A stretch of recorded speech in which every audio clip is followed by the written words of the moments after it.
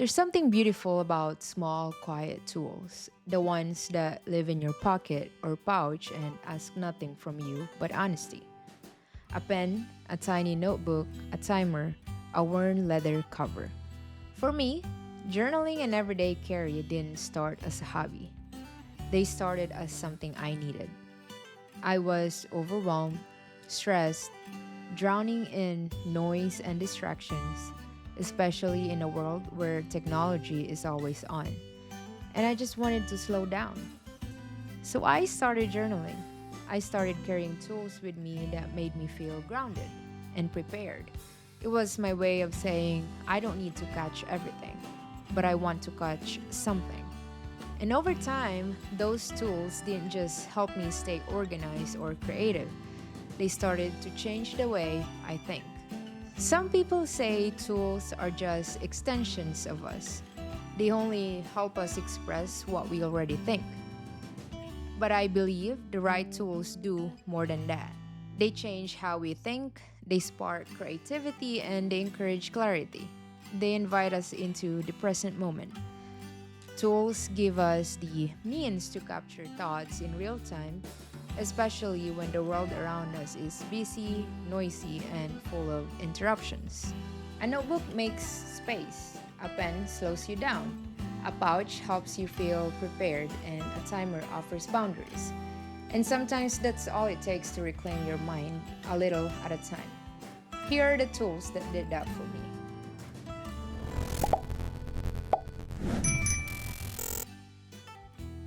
Let's start with the field notes. This tiny notebook might seem simple, but it started everything. I bought my first field notes at a Barnes& and Noble.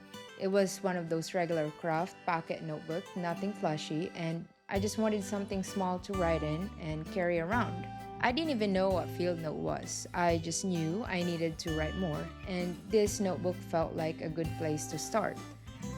But once I filled that first one, I wanted another. And suddenly, I couldn't find it anywhere, not in any of the local bookstores.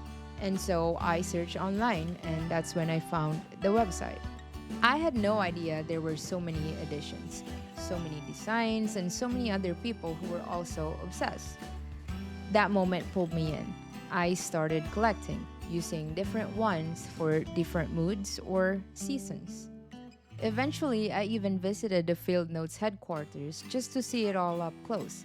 And for me, that wasn't just about the brand. It was about honoring this little notebook that had followed me through hard moments, the busy days, and the quiet breakthroughs. Field Notes showed me that the best tool is the one you actually carry, the one that's with you when the thought hits. It doesn't need fancy features, it just needs to be ready when you are. The second tool that changed my thinking was my LAMY Safari fountain pen. I got into this pen after watching the YouTube channel Maurice Moves. He kept showing this pen in his videos, and the more I saw it, the more I got curious. I really wanted a terracotta color, but I couldn't find it anywhere, so I have the neutral ones, white and black, and honestly, I'm glad that I did. Once I started using it, I was sold. The pen was light, clean, and elegant. Writing felt different, more intentional and more fluid, and it slowed me down in a good way. The fountain pens, by nature, make you pay attention. You don't just scribble, you move with the rhythm. It made journaling feel like a ritual, not a task. And that changed everything. The Lamy Safari is still my all time favorite so far. The search never ends though. But this pen showed me that how you write affects what you write. And for that, I always keep one in my pouch. Now let's talk about my Bauer fanny pack. This one has a fun backstory. I actually got it from my brother. I saw him wearing it one day and I told him I liked it. It took a bit of persuasion, but eventually he gave in. Of course, there was a trade. I gave him my Oculus. Fair enough, I guess. But this pouch, I carry it everywhere. It's small, lightweight, and holds just what I need. My keys, notebook, pen, maybe some lip balm, and sometimes headphones. What I love about this is that it makes being prepared effortless. I always know where my essential are, and because I have my writing tools with me, I'm ready to jot down an idea, a reminder, or a reflection anytime. That kind of readiness brings peace, and peace creates space to think. Another tool that helped reshape how I think is a simple timer. It might sound silly, but using a timer helped me realize something. I don't need more time, I need clearer time. Whether I'm using the Pomodoro method or just setting a 10-minute timer to journal, the boundary makes all the difference. It removes decision fatigue. It gives me the permission to focus. And once the timer starts, I'm not worried about how long I'll go. I just start. That alone is powerful because starting is often the hardest part. Now I use timer to read, to reflect, to plan my day, and even to rest. It's not about rushing, it's about respecting my attention.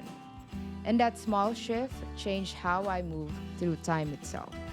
Lastly, my Paper Republic Grand Voyager passport size leather cover. At first, I bought this just to review it. I thought it was beautiful and I was curious how it would hold up.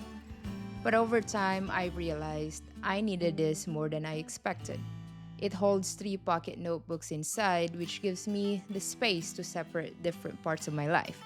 One for personal thoughts, one for work, one for ideas. But it also became my wallet. I carry a regular Victoria's Secret wallet, but sometimes it felt too bulky. Now I just slip in my license, a credit card or two, and I'm good to go. And because I never forget my journal setup, I never forget my cards either. This cover made my daily carry more compact and more intentional. And for that, it's become one of my favorite tools of all. These tools didn't magically fix my life. They didn't erase stress or make the world quieter, but they helped me respond to it differently. They helped me slow down, and they helped me capture moments instead of letting them rush by. They gave me rituals that I could turn to when life felt too fast or too much. And maybe most importantly, they reminded me that even the small things can hold deep meanings. If you're feeling overwhelmed, my advice is simple. Just stop, think, and write. It doesn't have to be full sentences. It doesn't have to make sense. It just has to start. The page will hold you even when nothing else does. Thanks for spending time with me. If any of these tools resonated with you, or if you have one that changed your thinking, I'd love to hear about it. Drop a comment or tag me in your own EDC or journaling moment. And if you're just starting, don't worry about the perfect setup. All you need is a moment and something to write with. You're already ready.